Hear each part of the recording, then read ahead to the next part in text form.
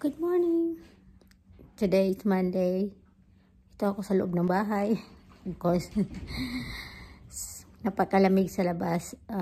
Negative something, ganyan Celsius.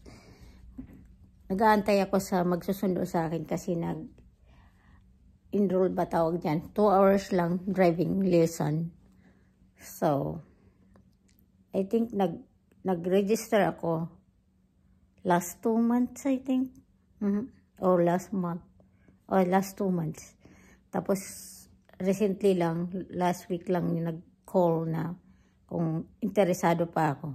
So, sabi ko, oo. Then, ito ngayon ang schedule. Then, Saturday ako nagbayad. Ay, hopefully, may matutunan ako for 2 hours. Hopefully talaga. And, si God na bahala.